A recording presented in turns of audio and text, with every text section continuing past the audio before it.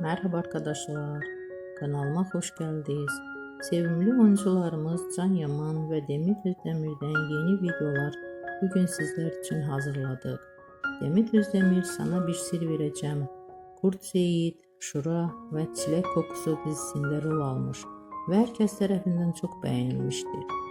Biz de sizler için onların güzel paylaşımlarını hazırladık. Bu videoların devamı gelmesini istiyorsanızsa kanalımıza abone olup yorum yazmayı unutmayın. Bizden bu kadar. Herkese teşekkür ederiz.